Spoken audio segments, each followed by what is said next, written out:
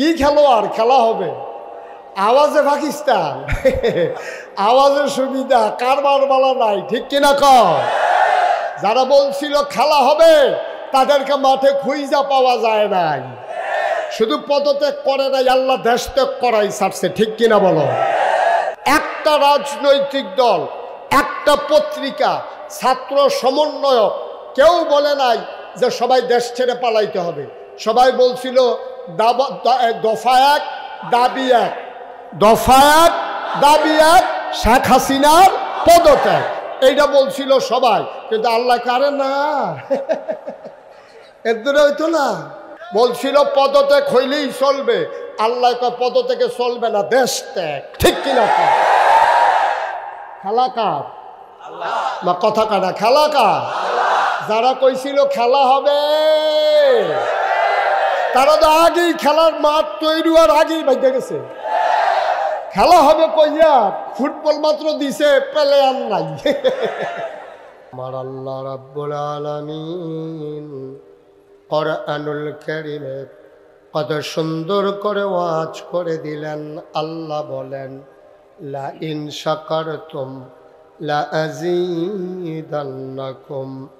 ও দুনিয়ার মানুষ, নিয়ামত পেয়ে যদি শুকরিয়া আদায় করবে, যেই নিয়ামত পেয়ে শুকরিয়া আদায় করবে, শুকরিয়া আদায়ের কারণে ওই নিয়ামত আমার আল্লাহ আরো বহুত গুণে বাড়িয়ে দেবেন। বলেন সুবহানাল্লাহ।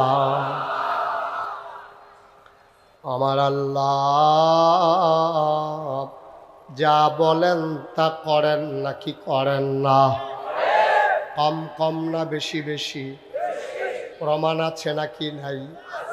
কোরআনুল কারীমে 30 পারায় সূরা বুরুজের শেষ অংশে কত সুন্দর করে আল্লাহ ওয়াজ করে দিলেন। আল্লাহ বলেন, ফাআলুল লিমা ইউরিদ।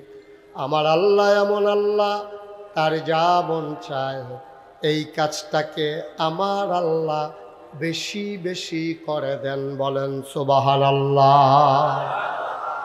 আল্লাহ দুনিয়ার মানুষের মতো না।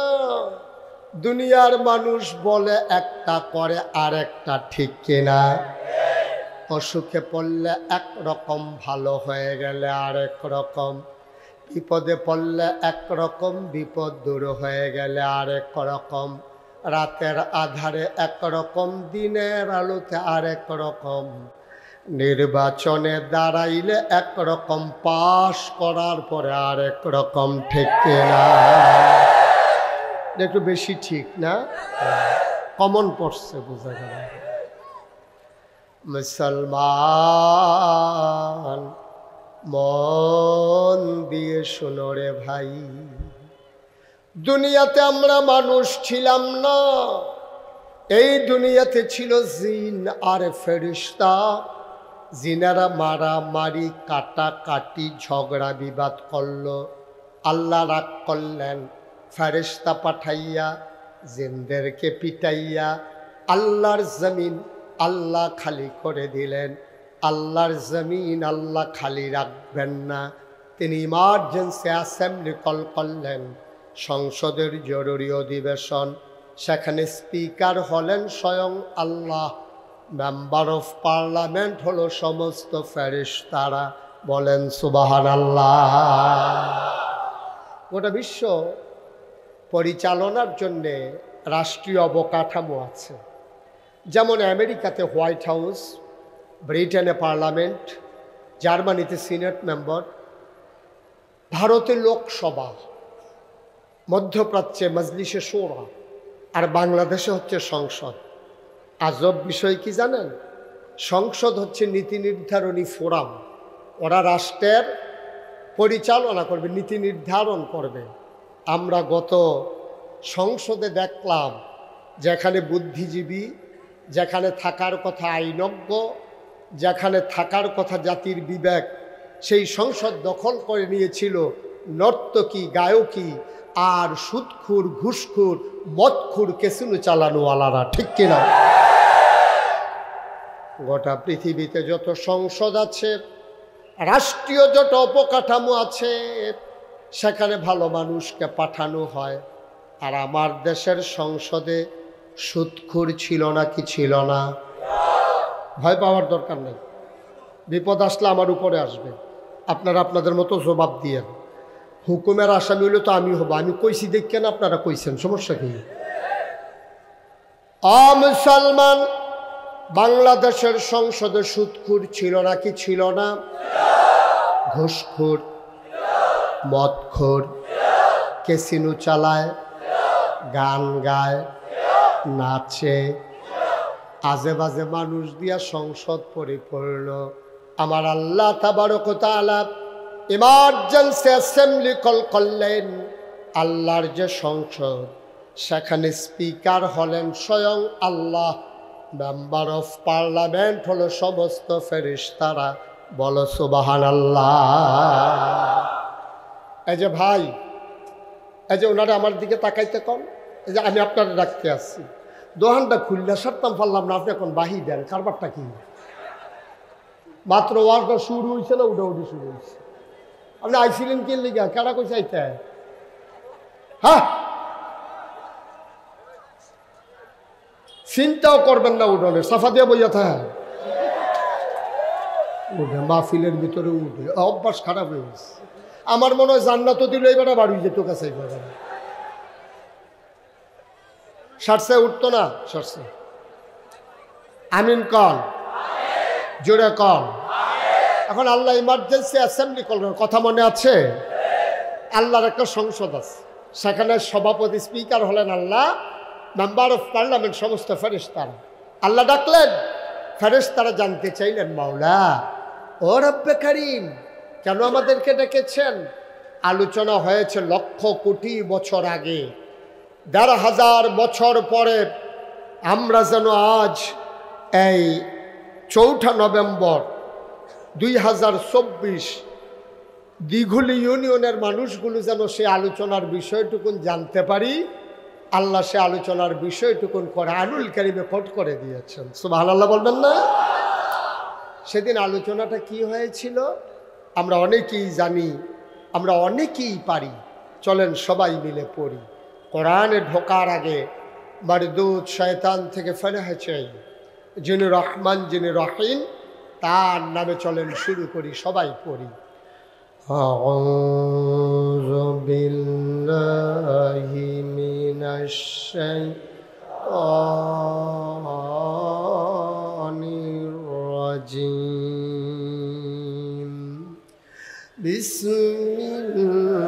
বিসমিল্লাহির রাহমানির রাহিম। ইন্নী জাইলুন ফিল আরদি খলিফা। আল্লাহ ডেকে বললেন, আমি একটা কাউম বানাতে চাই, একদল মানুষ বানাতে চাই, যাদের পরিচয় হলো তারা আমার খলিফা। সুবহানাল্লাহ বলবেন না?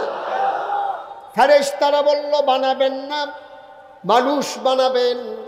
ওরা মারামারি করবে, কাটাকাটি করবে, ঝগড়া বিবাদ করবে, টাকা হাওলাত নিয়ে ঘুরাবে, জমিনের হাল চাষ করতে করতে আরেকজনের জমিনে ঢুকে যাবে, দোকান বাকি খাইলে ফেরত দেওয়ার কথা মনে থাকবে না।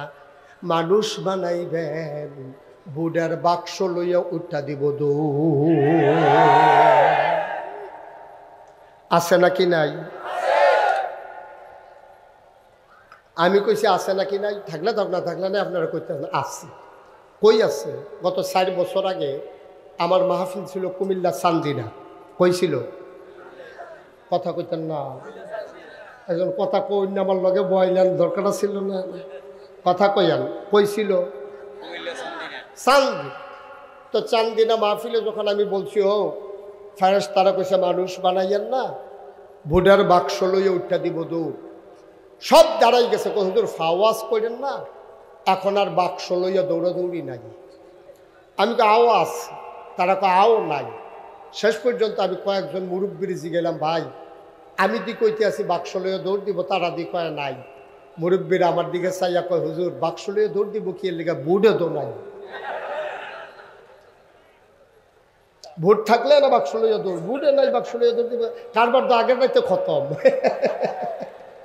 আমি তুমি দামি মামি কি কি তারা তাড়াতে, হ্যাঁ বাক্স লিয়ার দৌড়াদৌড়ি দরকার নেই। নাউজুবিল্লাহ বলবেন না। ফেরেশতারা বললেন মানুষ বানাবেন না। আল্লাহ বুদ্ধিপূর্ণ যুক্তিপূর্ণ জবাব দিয়ে দিলেন। আল্লাহ বলেন ইন্নী আ'লামু মা লা তা'লামুন,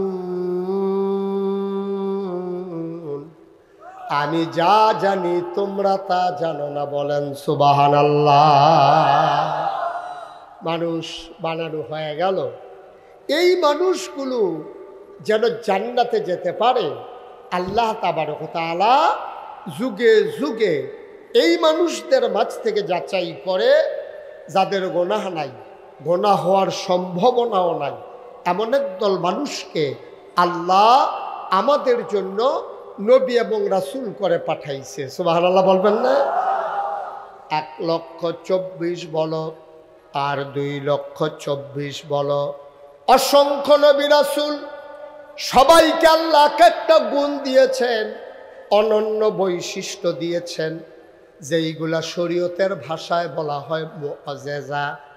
আদামু সফিউল্লাহ, নূহ আদমে সানি, ইব্রাহিম খলিলুল্লাহ, ইসমাইল জাবিউল্লাহ, মূসা কালিমুল্লাহ, ঈসা রূহুল্লাহ।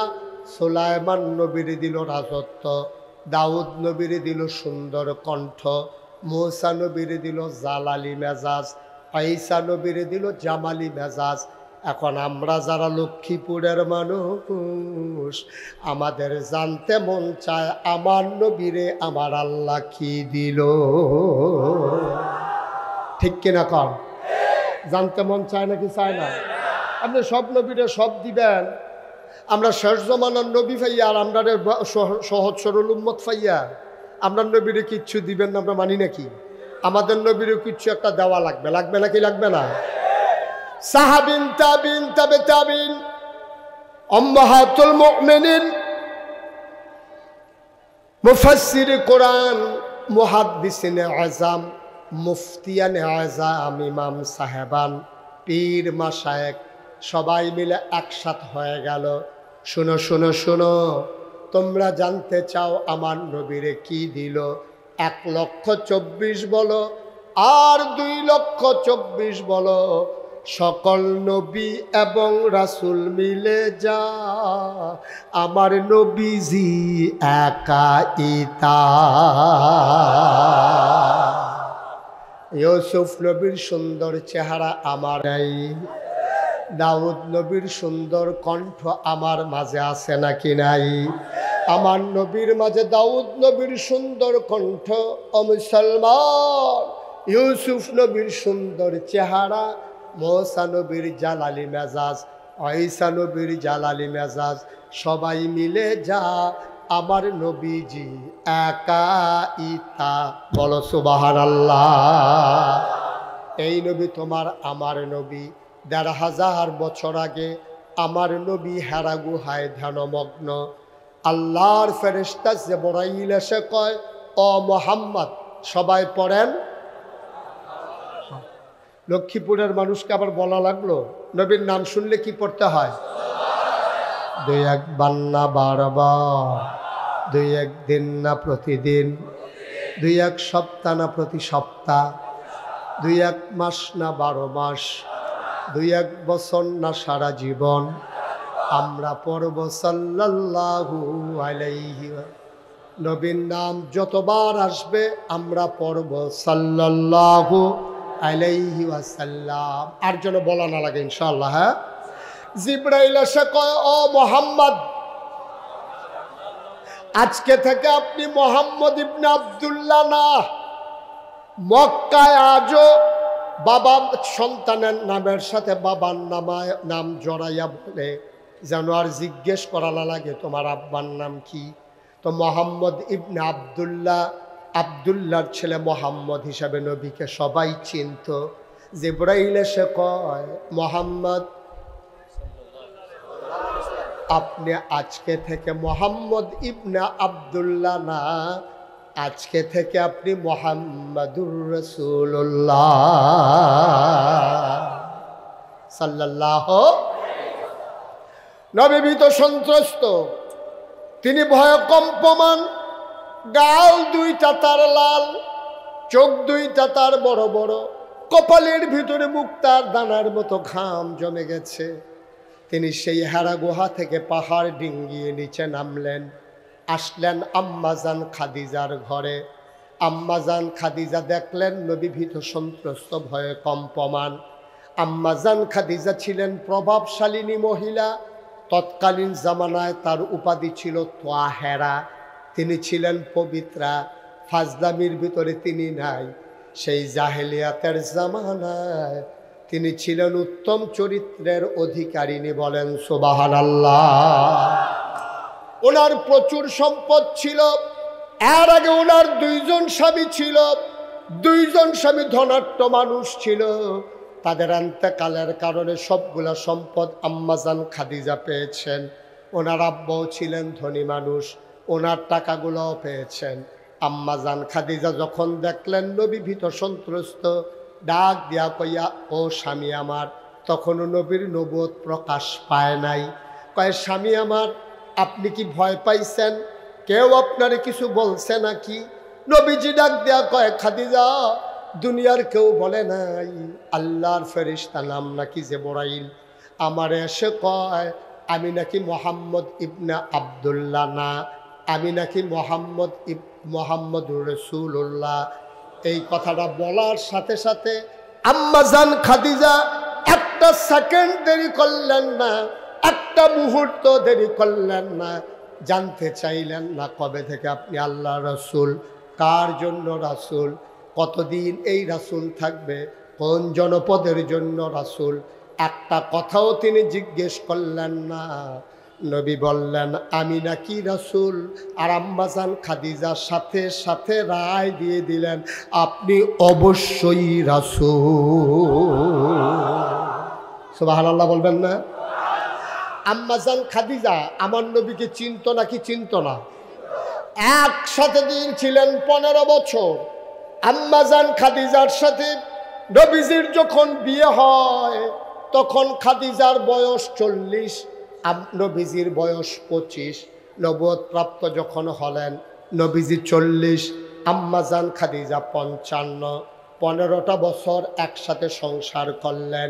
স্বামী স্ত্রীর সম্পর্ক, একসাথে ঘুমাইলেন, একসাথে চললেন, একসাথে লেনদেন, একসাথে খাওয়া দাওয়া করলেন। চইলা ফিরা, বুইজা শুইনা, দেখা যাই না। আম্মাজান খাদিজা রায় দিয়ে দিলেন, অবশ্যই আপনি নবী, বলেন সুবহানাল্লাহ। এখন এই প্যান্ডেলে হাজার হাজার মানুষ যারা আছেন, আজকে মাহফিল শেষ হওয়ার পরে আপনি যখন বাড়িতে যাবেন, আপনি গিয়া যদি বলেন কুমিল্লা নাগাইশের পীর সাহেব হুজুর আসছিল, পীর সাহেব হুজুর বইলা দিছে অলি অলি অলি। আপনি যদি বাড়ি থেকে আপনার ওয়াইফকে বলেন যে আমি অলি, তাইলে আপনার ওয়াইফ দেখবেন হাসতে হাসতে মারাও যাইতে পারে, অলি বিড়ির গন্ধে লগি দিয়ে আটন যায় না, অলি।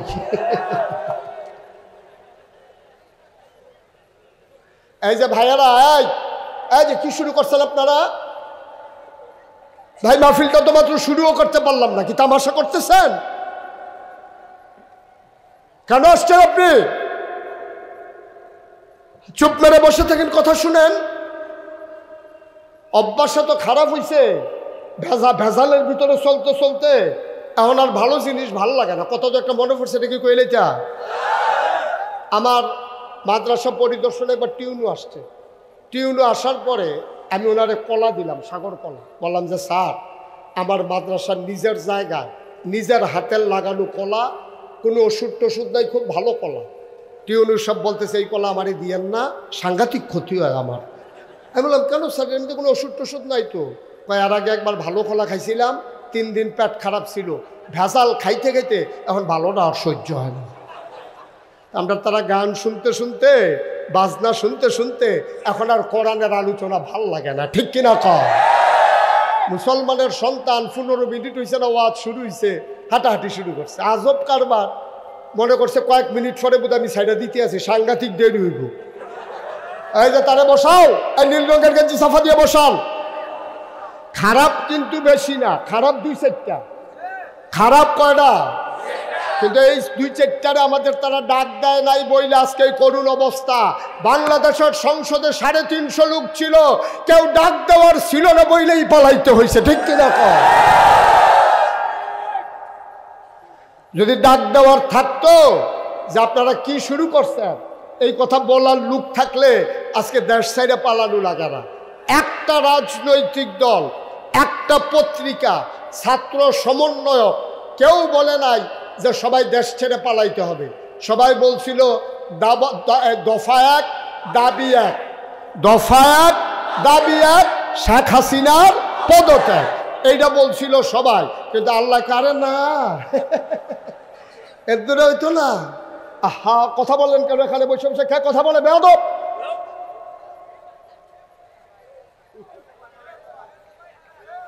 বলছে দফা 1 দাবি 1, শেখ হাসিনার পদত্যাগ। বলছিল পদত্যাগ হইলেই চলবে, আল্লাহ কয় পদত্যাগে চলবে না, দেশ ত্যাগ, ঠিক কিনা? খেলা কার? না কথা কাটা, খেলা কার? যারা কইছিল খেলা হবে তারা তো আগেই খেলার মাঠ তৈরি হওয়ার আগেই বাইরে গেছে। খেলা হবে কইয়া ফুটবল মাত্র দিছে, প্লেয়ার নাই। কি খেলোয়াড়? খেলা হবে। আওয়াজে পাকিস্তান, আওয়াজের সুবিধা, কারবার বালা নাই, ঠিক কিনা কয়? যারা বলছিল খেলা হবে তাদেরকে মাঠে খুঁজা পাওয়া যায় নাই। শুধু পদত্যাগ করে নাই, আল্লাহ দেশ ত্যাগ করাই ছাড়ছে, ঠিক কিনা বলো? কষ্ট হইতেছে আপনাদের? বিরক্ত করা যাবে না, মাহফিলে উঠাউঠি করা যাবে না। আমি যতক্ষণ ওয়াজ করব একজন লোক উঠার চিন্তাও করবেন না, চুপ মেরে বসে থাকবেন। হাঁটাহাঁটি আমি পছন্দ করি না। বসেন সবাই, কোন আমিন জুড়ে, আরো জুড়ে। আমার কথা কি শুনতে আপনাদের অসুবিধা হয়? তো যখন যেটা বলতে সাথে সাথে বলবেন, বলেন সুবহানাল্লাহ।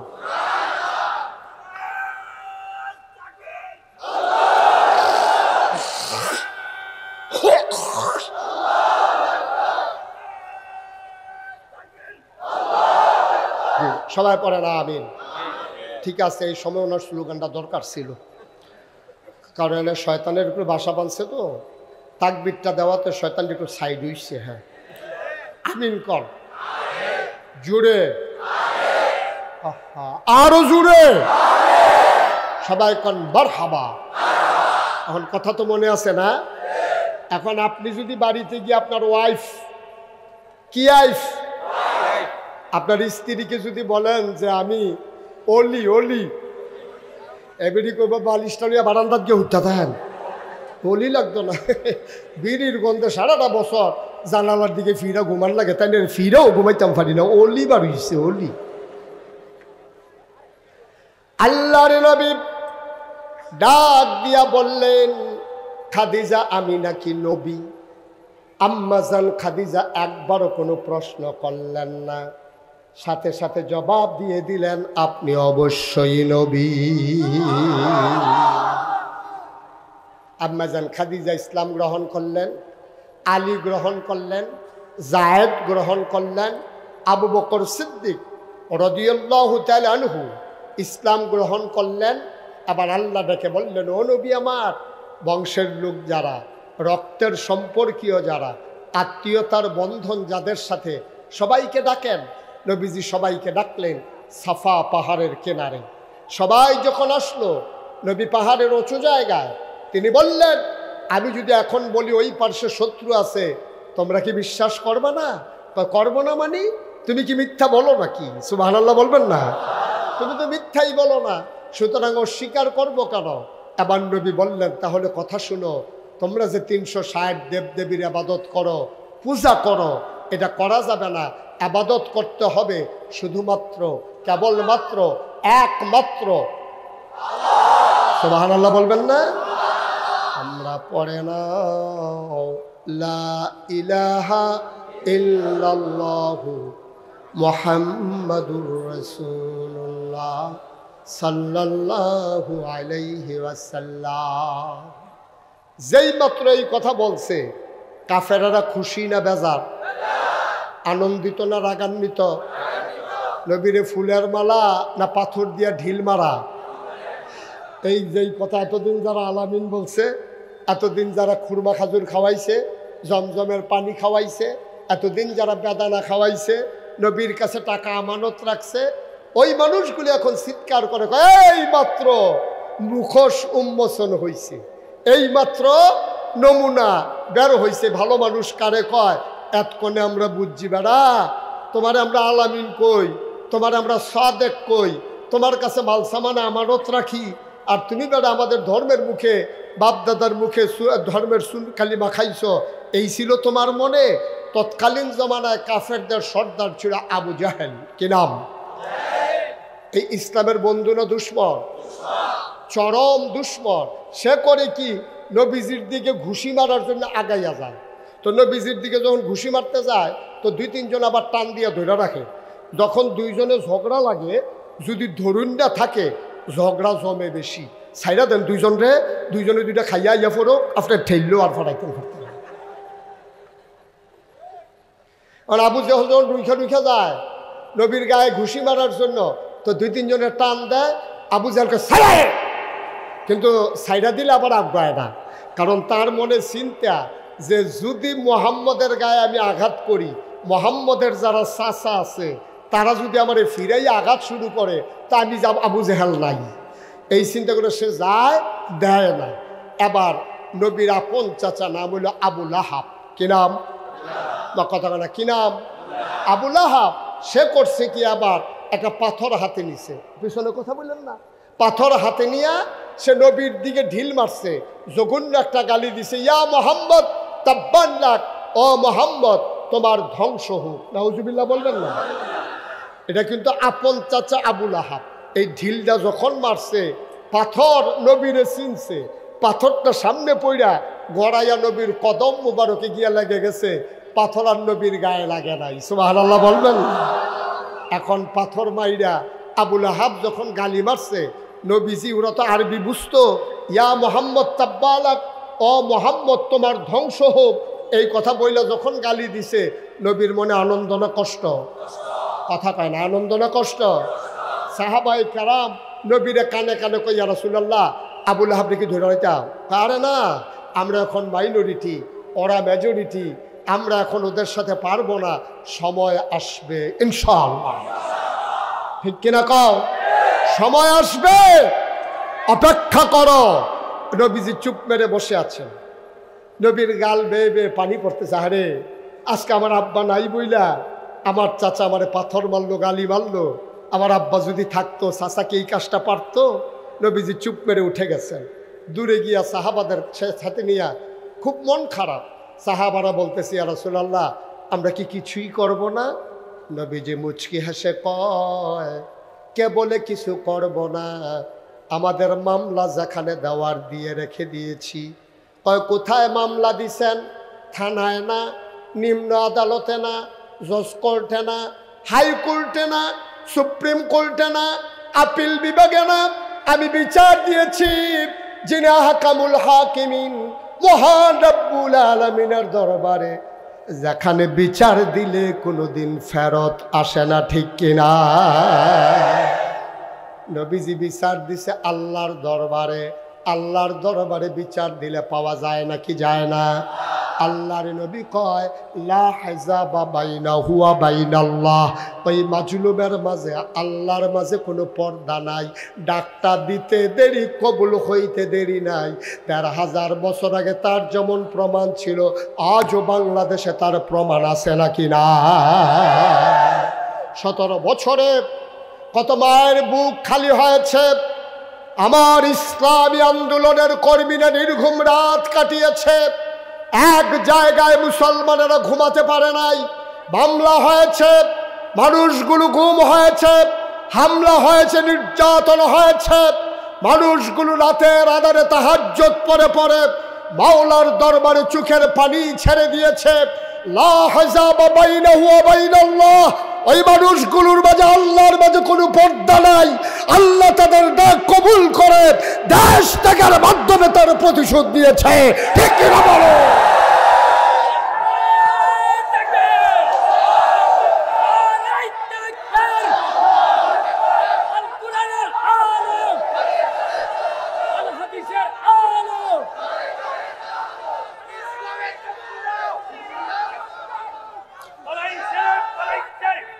সবাই পড়েন আমিন, জোরে পড়েন আমিন।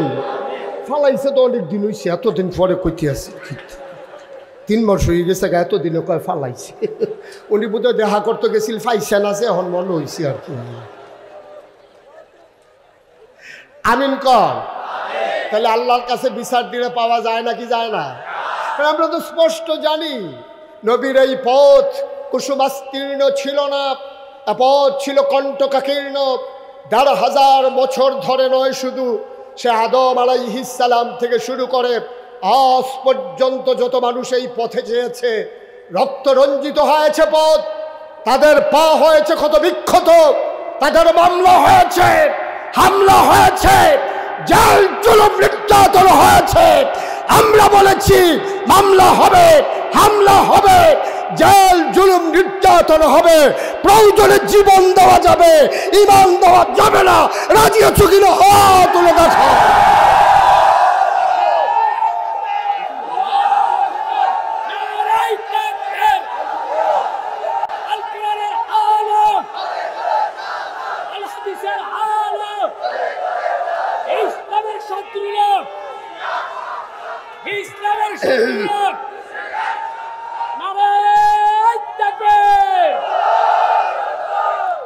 এইটাই সুযোগ যাওয়ার, এই জন্য উনি 2 জন গেছে। এই সুযোগ আর পায় না, না পায়, জিতছে বারুইছে, বেড়া হইলে তে বারুইছে, বাদ গিয়া কইতে পারবো বারুইছি। এতক্ষণ জেলখানাত আসিলি তাহলে বেড়া। আমিন কয় না রে? জোরে কয় না আমিন? তাহলে নবীজি বিচার দিচ্ছেন কার দরবারে? খুব সূক্ষ্ম কথা, চিকন কথা। কোরআন বুঝতে হলে একেবারে না কান খোলা রেখে খরগোশের মতো কান খাড়া করে মাছের মতো নিষ্পলক নয়নে কথা শুনতে হবে মনোযোগের সাথে। ঠিক কিনা কর? এখন মোহাম্মদ তাব্বালাক বলে গালি দিছিল আবু লাহাব, মনে আছে কথা? নবীজি বিচার দিছে কার কাছে? কথা কেনা কার কাছে? এমন সময় নবী বসে বসে দুঃখ করতেছেন, সাহাবারা বলতেছে ইয়া রাসূলুল্লাহ দেখছেন আপনার চাচাই কি কাজটা করলো। নবীজিকে টেনশন করো না, জায়গা মতো বিচার দিয়া রাখছি। কিছুক্ষণ পরে নবী মুস্কি মুস্কি হাসতেছেন, সুবহানাল্লাহ বলবেন না? তিনি বললেন ওয়ালাইকুম আসসালাম ওয়া রাহমাতুল্লাহ। সাহাবারা কেউ সালাম শুনল না, কিন্তু তিনি বলতেছেন ওয়ালাইকুম আসসালাম ওয়া রাহমাতুল্লাহ। আচ্ছা, আমি যদি এখন মাহফিলের মাঝে দিয়া বলি ওয়ালাইকুম আসসালাম ওয়া রাহমাতুল্লাহ, আপনারা আশ্চর্য হবেন না যে হুজুরে কে সালাম দিল, হুজুরের মাঝে দিয়ে কি কইলো? এটা আপনারা চিন্তা, এই ছেলে এই এটা নামান। ও ছেলে না তো বেড়া, তো হ্যাঁ নামান, এটা ঘুরাইতে আছে বেড়া। তো আপনি ওয়াজ শুনতেছেন কেমন ভাই? আমিন কন, জোরে কন। এখন নবীজি কয় ওয়ালাইকুম আসসালাম ওয়া রাহমাতুল্লাহ। সাহাবারা অবাক বিস্ময়ে তাকিয়ে রইলেন, ইয়া রাসূলুল্লাহ সালাম কে দিল? আল্লাহর নবী কয় আল্লাহর ফেরেশতা জিবরাইল এসে গেছে, আমারে কয় আসসালাতু ওয়াসসালামু আলাইকা ইয়া রাসূলুল্লাহ, আসসালাতু ওয়াসসালামু আলাইকা ইয়া হাবিবাল্লাহ, আসসালাতু ওয়াসসালামু আলাইকা ইয়া শাফিয়াল মুজনুবিন, আসসালাতু ওয়াসসালামু আলাইকা ইয়া রাহমাতাল লিল আলামিন। নবী কয় ওয়ালাইকুম আসসালাম ওয়া রাহমাতুল্লাহ। জিবরাইল এসে কয় নবী গো, আপনি কি আল্লাহর কাছে কোনো বিচার দিছিলেন? সুবহানাল্লাহ বলেন না? আপনি কি আল্লাহর কাছে কোনো বিচার টিচার দিছিলেন নাকি? কয় জানাই রাখছিলাম। কয় কি জানাইছিলেন?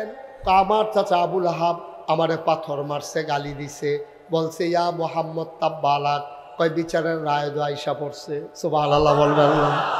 বিচার যে দিছিলেন বিচারের রায় তো চলে আসছে। কয় কি বিচারের রায় আসছে? আমরা সবাই জানি, সবাই পারি, চলেন সবাই পড়ি। আল্লাহর নবী আল্লাহর ফেরেশতা জিবরাইল কয়, ও নবী আমার রায় চলে আসছে। কয় কি রায়? সবাই পড়েন, তাব্বাত ইয়াদা আবি লাহাবিন ওয়া তাব মা আগনা আনহু মালুহু ওয়া মা কাসাব সায়াসলা নারান যাতা লাহাব ওয়া ইমরাআতুহু হাম্মালাতাল হাতাব ফি জিদিহা হাবলুম মিন মাসাদ। সুবহানাল্লাহ বলবেন না? বিচার দিতে দেরি নাই, আসতে দেরি নাই। ওই মক্কার সাহাবারা আরবি বুঝতো নাকি বুঝতো না? সবাই অর্থ বুঝে ফেলছে। আপনাদের জন্য আবার বুঝাইয়া বলি। আল্লাহ কয়, খুব খেয়াল, গভীর মনোযোগ। আল্লাহ কয়, আল্লাহ কয় তাব্বাত। এই খেয়াল করেন, ওই আবু লাহাব বলছিল তাব্বালাক ইয়া মুহাম্মদ, আর আল্লাহ কয় তাব্বাত, ধ্বংস হয়ে গেছে। ধ্বংস হয়ে গেছে, হবে না, গেছে, ধ্বংস হয়ে গেছে। ইয়াদা, দুই হাত, আবি লাহাব, আবু লাহাবের, ওয়াতাব, এমন ধ্বংস হয়েছে ট্রমা সেন্টারে নিতে পারবা, কবিরাজের বাইক নিতে পারবা, ছড়ি লাগাইয়া গলার লগে বাইন্দা দিব, এই আতার জোড়া লাগতো না। সুবহানাল্লাহ বলবেন না?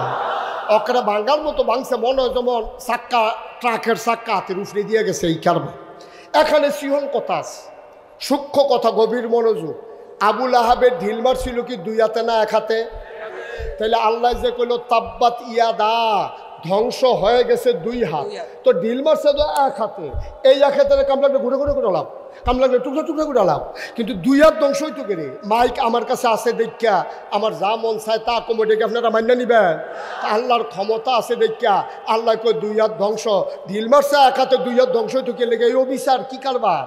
আমরা মুফাসসিরিনে কারাম কয়, ভাইও তুমি যে দুর্বুঝ, তোমারা হলে আল্লাহ চলে না। আল্লাহর বুঝ বড় গাঢ়, কারণ যদিও সে এক হাতে ঢিল মারছে, কয় ফলাফাইনে যে ক্রিকেট খেলেনিও, ফলাফাইন ক্রিকেট খেলতে গিয়া একজনে ব্যাট ধরে আরেকজনে বল করে। এই বল করতে গিয়া একটা হাত কি গামছা দিয়া বান্ধা লয়?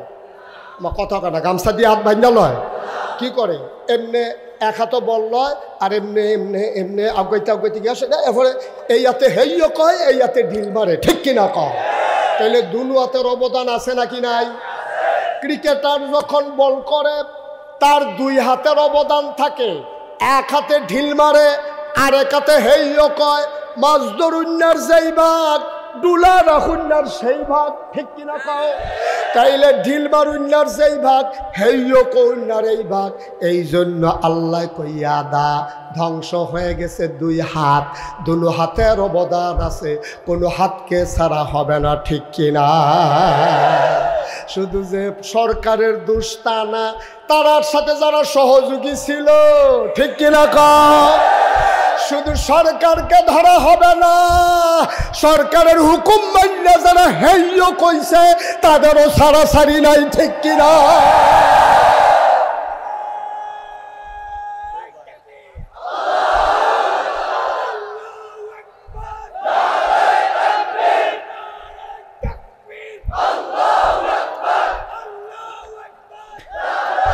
সবাই পড়েন আমিন, জুড়ে পড়েন। তাইলে আল্লাহকে তাব্বাত ইয়াদা, ধ্বংস হয়ে গেছে কয় হাত? কথা কয় না, কয় হাত? এটা কি অবিচার হয়েছে না বিচার ঠিক আছে? অন্যায় বিচার হয়েছে না ন্যায় বিচার হয়েছে? ওই মাছ ধরুন্যার যেই ভাগ, ডুলার হুন্যারও সেই ভাগ, ভাগ সমান সমান। সুতরাং আল্লাহ বিচার করে না। এরা কথা আল্লাহ কথা কয় কম, বুঝায় বেশি। আল্লাহ আমাদের মতো এত কথা কয় না। আল্লাহ সংক্ষিপ্ত কথা কইয়া বেশি বুঝাই দিছে। যদিও আল্লাহ বলছে তাব্বাত ইয়াদা, ধ্বংস হয়ে গেছে দুই হাত, মুফাসসিরিনে কারাম কয় এখানে এই দুইয়ের ভিতর আছে 6 হাত। কয় হাত? কথা কয় না দেখি, কয় হাত? 6 হাত। আমি একটা একটা করে হাতের নাম বলবো, আপনারা 1 2 গন্ডা যাবেন, হ্যাঁ? আপনার দেখি 6টা হয় কি না। ডাইন হাত এক পায় না, জোরে কয় না। আরে আওয়াজ হইব কেমন? সভাপতি তো কয় না। বাতির তলা আন্দায় সভাপতি না করলে মানুষ কবি কমলে সবাই তো আপনার দিকে চাই রয়েছে। ডাইন হাত ফাইনাল লেগে তো করতে পারতেছে না। ডাইন হাত, বাম হাত, দুনিয়া আখেরাত, ছেলে মেয়ে বউ সম্পদ। কয়টা হইল? আল্লাহ কইছে ইয়াদা 2 হাত, ভিতরে রয়েছে 6 হাত। আবার বলি, ডাইন হাত, বাম হাত, দুনিয়া আখেরাত, ছেলে মেয়ে বউ সম্পদ। আল্লাহ কয় আবুল আহাব রে, কোন জায়গায় ঢিল মারছ টের পাও নাই? কার গায়ে আঘাত করছ টের পাও নাই? যেই নবীরে বানাইয়া বলে দিলাম ওয়ামা আরসালনাকা ইল্লা রাহমাতাল লিল, যেই নবীরে বানাইলাম রহমত, আর এই নবীর গায়ে তুমি ঢিল মারছ, মানুষ চিনো নাই, তুমি বড় ডেঞ্জারাস কারবার করে বইছ। বাইরে ভাই, আমার নবীরে তুমি চিনো নাই। আল্লাহ কয় فبما رحمة من الله لنت لهم ولو كنت فظا غليظ القلب لانفضوا من حولك فاعف عنهم واستغفر لهم وشاورهم في الأمر فإذا عزمت فتوكل على الله إن الله يحب المتوكلين سبحان الله বলবেন না? তাহলে আমার নবীর মনটা গরম না নরম? আমার নবী গজব না রহমত? জোরে কয় না আমার নবী?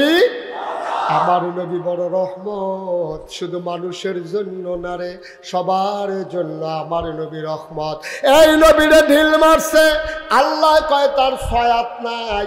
আবুল আহাব বৈশা বৈশা মিটিং করতে আছে, কয় ঢিলটা যে মারলাম কেমন হইছে?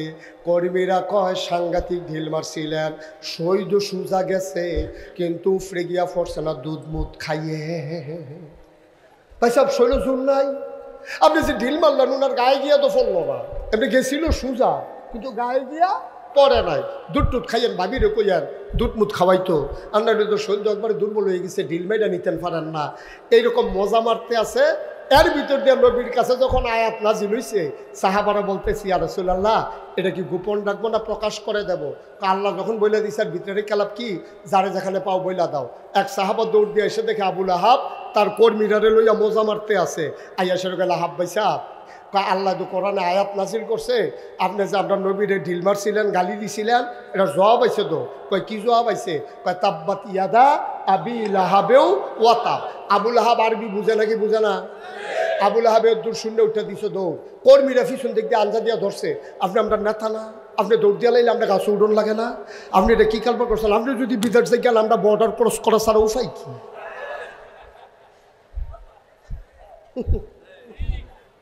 কি আপনি যদি হেলিকপ্টারটা উঠে দিয়া যাই গান, আমরা তো নিচে দিয়া যাওয়ার লাগে, উপায় নাই তো।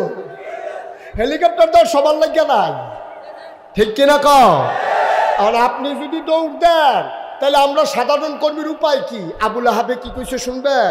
আবুল আহাব আরে ভাড়া, আমি কি দৌড় দেওয়া দিব নাকি তোরা দৌড় দিবি? আয়াত নাজিল হইছে আমার ব্যাপারে, ফলাফল হইতেছে আমার গণভবন, তোরা দৌড় দিবি কি? আমি এনে টার পাইতেছি কি যাইতে আছে, গরম ভাত খাইতাম পারছি, গরম ভাত খাইতাম পারছি না। এটা নিজে আপনি আমি দৌড় দিলাম কি লেগিয়া? আমার দৌড় ছাড়া উপায় কি? আয়াত নাজিল হইছে, আয়াত নাজিল হইছে আমার ব্যাপারে, আমি এনে টের পাইতেছি কি কারবার যাইতে আছে। এবার কাফেরেরা কয় লাহাব ভাইসা, আপনি কি মোহাম্মদের আল্লাহরে মানেন? কয় না। তো মোহাম্মদের আল্লাহ কি কইলো না কইলো এগুলো নিয়ে আপনার চিন্তার দরকার কি? আবুল আহাব চিল্লান দেখো ভাই রে, মোহাম্মদের আল্লাহরে তো মানি না, কিন্তু খেয়াল করে দেখছি মোহাম্মদের আল্লাহ যা কয় তাই হয়। সুবহানাল্লাহ বলবেন? হয় নাকি হয় না? এখন মোহাম্মদের আল্লাহ কইছে তাব্বাত ইয়াদা আবি লাহাব ওয়া তাব, আবু লাহাবের বিশ্বাস হইছে আমার খবর আছে, ঠিক কিনা কন?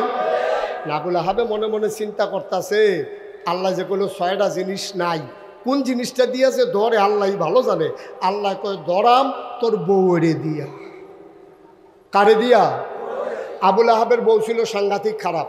এরকম খারাপ মহিলা বাংলাদেশও আছে নাকি নাই? জায়গা মতো তো আছে, আবার জিগায় আসেনি। আপনাদের এলাকায় বোধহয় নাই? আরে নাই, না না, থাকলে তখনে কয়েকজন দাঁড়াই গেল। আমি দাউদকান্দি যখন মাহফিলু গিয়া কইছি ও অনেক মহিলা আছে খারাপ, এক বুড়ে বেড়া দাঁড়াইয়া কো হুজুর আমরা ঘরে আছি।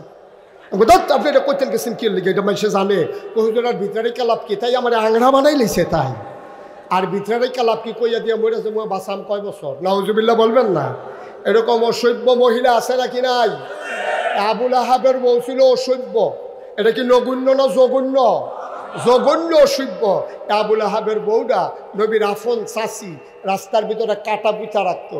নবী যখন তাহাজ্জুদের সময় উঠতো আর রাস্তার ভিতরে যখন যাইতো, কাঁটাটা যখন পায়ের ভিতরে ঢুকতো, নবী যখন উফ বলে কাঁদতো, তখন আবু লাহাবের স্ত্রী খিলখিল করে হাইসা জানালা বন্ধ করতো। নাউজুবিল্লাহ বলবেন না। আল্লাহর নবী আঘাত সইতে পারেন না, মায়ের কথা মনে পড়ে যায়। আরে শাশি তো মায়ের মতো, আমার শাশি আমারে কাটা বিছায় আবার খিলখিল করে হাসে। আল্লাহর খেলা বড় কঠিন খেলা। আবু লাহাবের বউ তো আরবি বুঝতো। আবু লাহাবের বউয়ের কাছে কে জানি গিয়া কইছে, ওই তোমার স্বামীর নামে মোহাম্মদের আল্লাহ আয়াত নাজিল করছে। কয় কি কইছে? কইছে তাব্বাত ইয়াদা আবি লাহাবে ওয়া তাব। আবু লাহাবের বউ তো আরবি বুঝতো। দাওড়া হাতে লইয়া কাপড়টা কাছা দিয়া আবু লাহাবের বউ বাড়ি গেছে। মোহাম্মদ রাজকে পাইলে 2 টুকরা। আল্লাহর নবী মতে মতে হাঁটে। আবু লাহাবের বউ তালাশ করতে আছে নবীরে। ঘুরতে ঘুরতে আবু লাহাবের বউ ওই স্ত্রী দাউনিয়া গাইতেছে। আল্লাহর নবী আর আবু বকর একসাথে হাঁটতেছে। আবু বকর সিদ্দিক ডাক দেয়া কয়, নবী গো, ও নবী, আবু লাহাবের বউ তো আসতে আছে, হাতের ভিতরে দাও। আল্লাহর নবী মুস্কি হাসি দিয়া কয়, ও আবু বকর, চিন্তার দরকার নাই, আবু লাহাবের স্ত্রী আমারে দেখবে না। ঠিক ঠিক সামনে আইসা আবু বকর, আরে ভাই আবু বকর কথা বললেন না পিছনে। ঠিক ঠিক আবু লাহাবের বউ আবু বকরের সামনে আইসা কয়, ওই তোমার লগেরটা কো? নবীজির পাশে দাঁড়াই রয়েছে। আইয়া সেটা জিগা, তোমার লগের মোহাম্মদ কো? আবু বকর মুস্কি মুস্কি হাসে, মনে মনে কয়, দেখে না দেখে না রে, দেখে না, কারবার বইটা গেছে। আবু লাহাবের বউ সন্ধ্যা পর্যন্ত তালাশ করছে, আমার নবীরে পায় নাই। রাগ কমছে না বাড়ছে। হাতে দাউনি একটা রশি নিয়া উনি চইলা গেছে জঙ্গলের ভিতরে। আজকে বড় বড় কাটাই না রাস্তায় বিছাবো, তোমার খোদারে তো পাবো না, তোমারে তো পাবো, তোমারে যখন পাই তখনই ধরবো। জঙ্গলের ভেতরে গিয়া বড় বড় কাটা কাইটা আনছে, আইনা সবগুলা কাটা কাইটা রশি দিয়া গিট্টু মারছে। গিট্টুর নাম হইল হরকা গিট্টু। এটা কি আপনারা চিনেন? হরকা গিট্টু কারে কইছি না? সাইয়া রয়েছে, চিনেন না আপনি? আরে সভাপতি এমনি মরহুম মরহুম কেড়ে বুঝলাম না কিছু। হরকা গিট্টু চিনা? আরে ফইলে এমনি একটা দিয়া সেটা এমনি উল্টাই আপনি যে ইয়াটা, হ্যাঁ এটা আর কি চিনছেন না? আপনারা হরকা গিট্টু চিনছেন? আপনাদের এলাকায় ওয়াজ করতে সুবিধা। আমি কক্সবাজার মাহফিলও গিয়া আমি যখন জিজ্ঞেস কইছি যে আবু লাহাবের বউয়ে হরকা গিট্টু দিছে, হ্যাঁ তারা আমার দিকে চাইয়া রইছে। আমি কো হরকা হরকা কি? আর তারা এমনি চাইয়া রইছে, কিচ্ছু বুঝে না। আমি আরে বুঝছেন না, রশিদারে লইয়া আপনি একটা দিয়া এরপরে উল্টাইয়া যে দেয়, ফ্যাট বাড়ো, টান দিলে যে খুললা যে গিয়া না। অনেকক্ষণ চেষ্টা করলাম, বুঝে না। আমার লগে দিয়া ফাজেল মাদ্রাসার এক প্রিন্সিপাল সভাপতি এইবারে বইয়া রয়েছে, তো ওনারে কইলাম যে হুজুর আপনি গিট্টুটা একটু তারারে বুঝাইয়া কন। হ্যাঁ আমার দিকে হাসি দিয়ে আমি বুঝলে না, তারারে বুঝাইতা। আমি তো বুঝি নাই, তো হ্যাঁ কি বুঝাম। তো পরে চিন্তা করছি কক্সবাজার মাহফিলে যাওয়ার সময় দড়ি লইয়া যাবো হর খাকারে কই সিনাই দিয়া ইয়া পর আমার যা করে কষ্ট হইতে আছে মাইক সাইডা দেওয়া দরকার এখন আবুল আহাবের বউ গাছের কাটা কাইটা যখন হরখা গিট্টু দিছে এখন উঠাইতে পারে না ওজন বেশি হয়ে গেছে জঙ্গলের ভিতরে তো আর মানুষ নাই এখন এটা উঠাবে কেমনে আমরা যদি দেখতাম কোনো মানুষ নাই বোঝাটা একটু ভারী হয়ে গেছে আমরা হইলে কি করতাম কথা বলে কি করতাম একটু কমাই নিতাম যেহেতু ধর তুলতে পারতেছি না এখন জুড়ে জুড়ে তো কিছু নাই আমরা হইলে কমাই নিতাম পরে আইসা প্রয়োজন অন্য গোলা নিব হ্যাঁ তো কমাইতো না হ্যাঁ তো ইয়া বেশি তো কি বেশি এটা কম যেত না ইয়া বেশি খালি ইয়াটা ধরে রাখেন হ্যাঁ ইয়া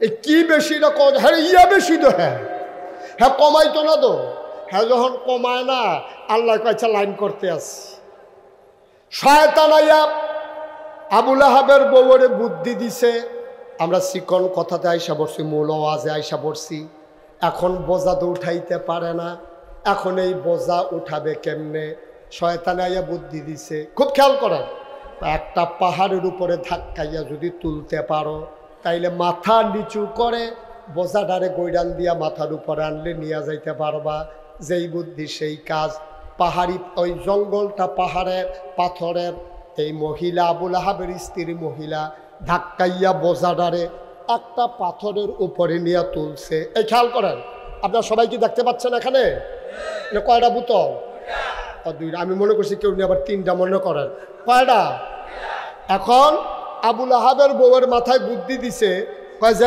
একটা পাহাড়ের উপরে বোঝাটা উঠাইবা মনে করেন এই পাহাড়ে বুঝতে পারছেন সামনের বোতলটা একটা পাহাড় এটার উপরে নিয়ে বোঝা উঠাইছে এই মাঝের ফাঁকে আবুল আহাবের বউ দাঁড়াইছে পিছনে আরেকটা পাথর সামনের পাথরে বোঝা মাঝে ফাঁকা পেছনে আরেকটা পাথর জায়গাটা কি চিনছেন কথা কথা সবাই চিনছেন জায়গা সামনে কি পিছনে কি মাঝে কি এই ফাঁকা জায়গার ভিতরে দাঁড়াইছে আবুল আহাবের স্ত্রী সামনের পাথর হইল বোঝা মাথা নোয়াইয়া যখন সামনের পাথরতে গড়ানি দিছে যে মাথায় পাথর উঠলে বোঝাটা উঠলে আস্তে করে দাঁড়াইয়া বাড়িতে চলে আসবো এখন গড়ানি যখন দিছে ফেরেস্তাইকে একটু আঙ্গুল দিয়ে গুতা দিছে নাকি কি জানি গড়ানিটা পড়ে গেছে জুড়ে জুড়ে পড়ার কারণে এখন হরখা গিট্টু দিলে এরকম একটা গুল রশির ভিতরে থাকে নাকি থাকে না এখন যখন জুড়ে গৈরানি দিছে বোঝা পড়ে গেছে এই পেছনের পাথরের পিছন দিয়া এখন মহিলার এমনি তো রয়েছে তো যখন বোঝা গৈরান দিছে পিছনের দিকে গেছে এই মহিলা বাঁকা হয়ে গেছে সামনের পাথরে পা আটকাই গেছে পেছনের পাথরে কোমর আটকাই গেছে আর মহিলার গলার ভিতরে গিয়া হরখার গুলটা আটকাইছে খেলাকার বা কথা না খেলাকার এই রশির যে গুলটা এটাকে আটকাইছে মহিলার গলায় সামনের পাথরের জন্য পা উঠে না পেছনের পাথরের জন্য কোমর নিচে নামে না এখন গলার ভিতরে লাগে গেছে ফাঁসি আর কাটাগুলা সবগুলা ঝুইলা রয়েছে এখন পড়ে গেছে গলায় ফাঁসি দুই তিনটা আওয়াজ কইরা তাই না তাই খেলাকার কথা না খেলাকার এখানে কি নবীজির কোনো সাহাবা গেছিল নবীজি গেছিল খেলাকার আল্লাহর কি কঠিন খেলা দেখেন ওনার নিজের হাতের কাটা এই গাছের কাটা দিয়া ওনার রশির বাদ দিয়া রশির হরখার গুল দিয়া পাথরের ভিতরে পার কোমর আটকাইয়া আবুল আহাবের স্ত্রীর গলায় ফাঁসি লাইয়া তাই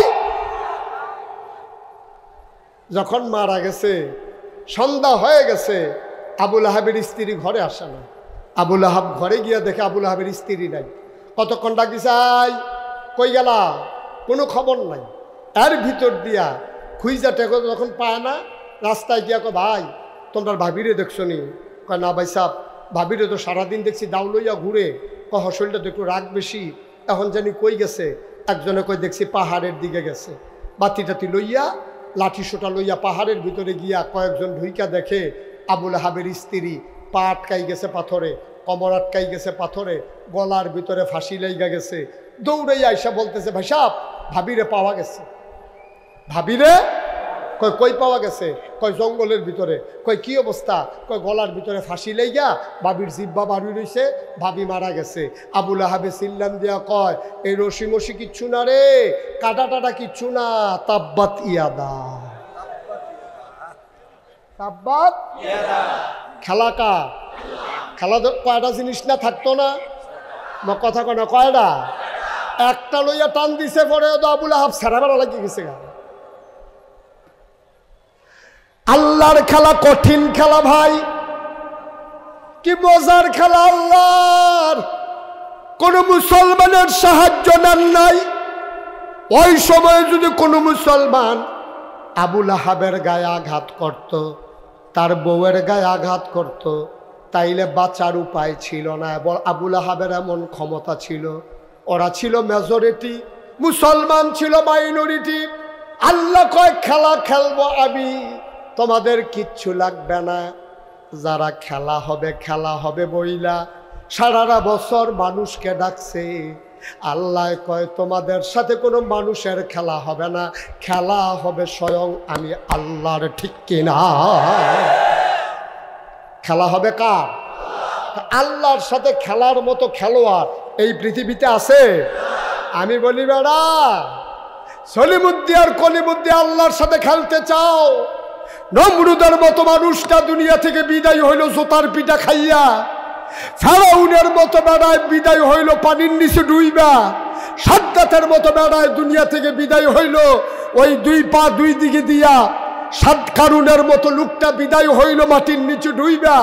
আর আজকে তুমি নব্য জাহেলিয়াত 2024 সালে একবিংশ শতাব্দীর সূচনা লগ্নে যারা আমার আল্লাহর সাথে খেলতে চাও, যারা আলেম ওলামার সাথে খেলতে চাও, বিনা অপরাধে ট্রাইব্যুনাল বানাইয়া, মিথ্যা সাক্ষী বানাইয়া যারা আমার নিরাপদ মানুষগুলোকে হত্যা করেছ, তাদের সাথে খেলার জন্য আমার আল্লাহ যথেষ্ট। ঠিক কিনা বলো?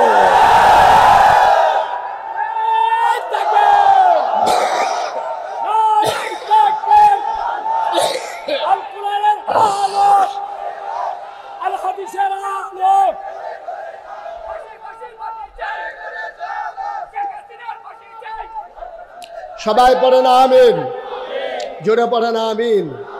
তাইলে আল্লাহ, এই আল্লাহ আছে নাকি নাই? কথা কয় না, আছে নাকি নাই? তার জিজ্ঞান না আসেনি? এই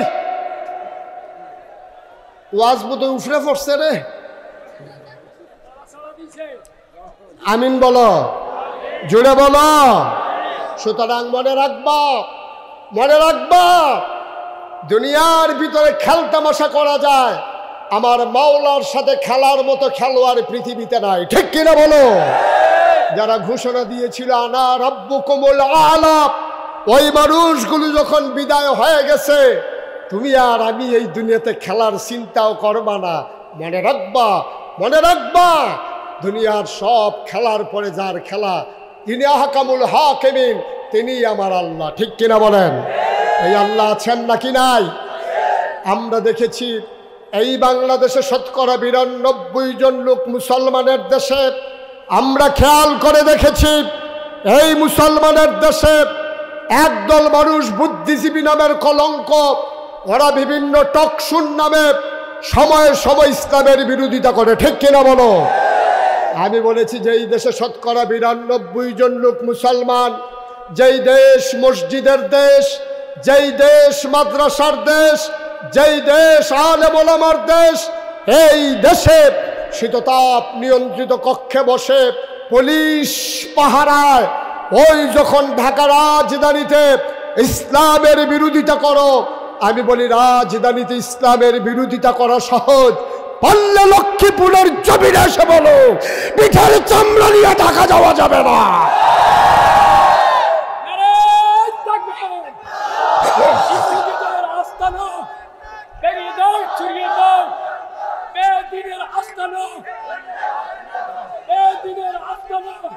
সবাই পড়ে আমিন। বন্ধুগণ, স্বাধীনতা অর্জন করা সহজ, কিন্তু স্বাধীনতা টিকিয়ে রাখা বড় কঠিন। 5ই আগস্ট বাংলাদেশ যখন নতুন করে আবার স্বাধীনতা পেয়েছে, চতুর্দিক থেকে এই স্বাধীনতা নিয়ে ষড়যন্ত্র হচ্ছে, ঠিক কিনা বলো? এই স্বাধীনতা অর্জন করতে গিয়ে যেমন করে আমার যুবকেরা বুক পেতে দিয়েছে পুলিশের বুলেটের সামনে, এই স্বাধীনতা রক্ষা করতে গিয়ে আবার যদি বুক চিতিয়ে দিতে হয় তাহলে আমরা প্রয়োজনে জীবন দেব, বাংলার স্বাধীনতা ধূলিসাৎ হতে দেব না, দেব না, দেব না, ঠিক কিনা বলো?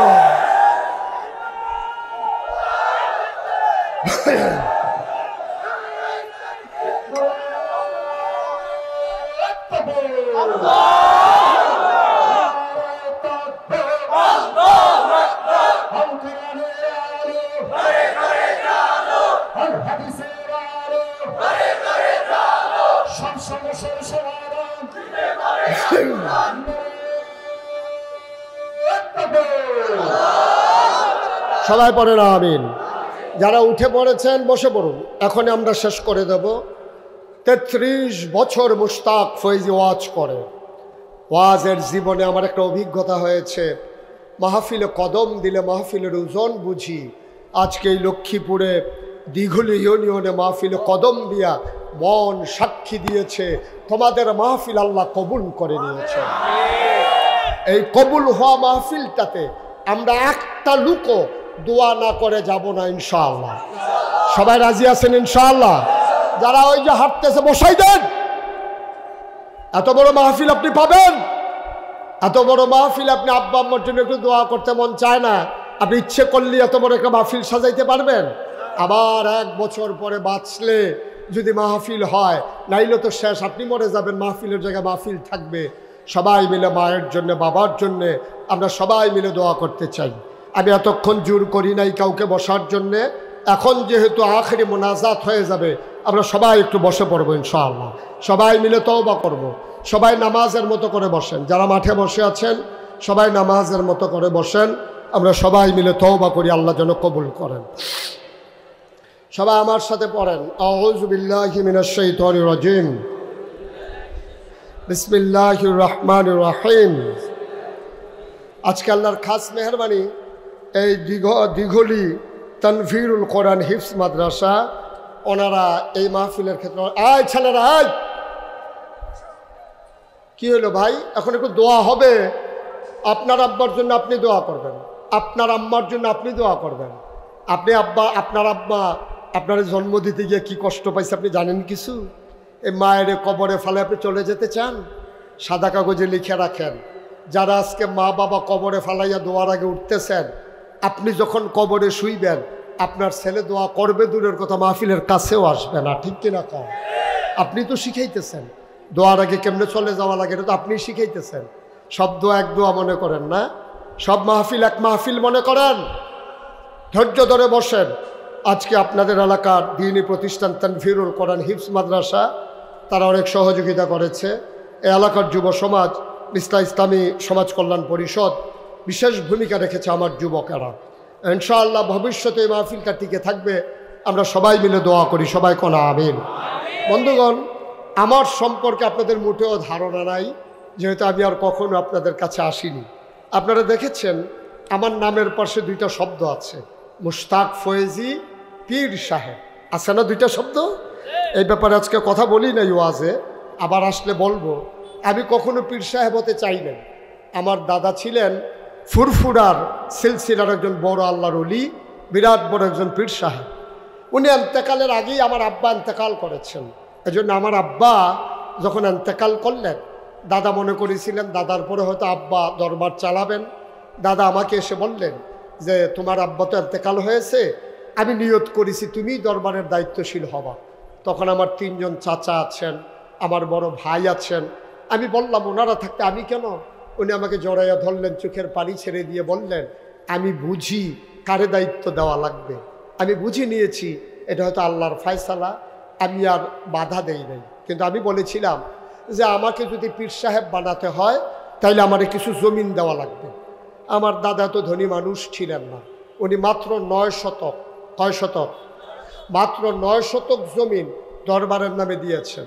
উনি আমাকে বললেন জমিন দিয়া কি করবা? আমি বললাম এই দরবার কামাইয়ের পথ হবে না, এই দরবার জনগণের খেদমতে কাজে লাগবে। আমি তার দায়িত্ব নেওয়ার পরে জমিন কিনা শুরু করলাম। আমি জমিন কিনলাম 1800 শতক। কয় শতক? আমার দাদা দিছে কয় শতক? আর আমি কিনছি কয় শতক?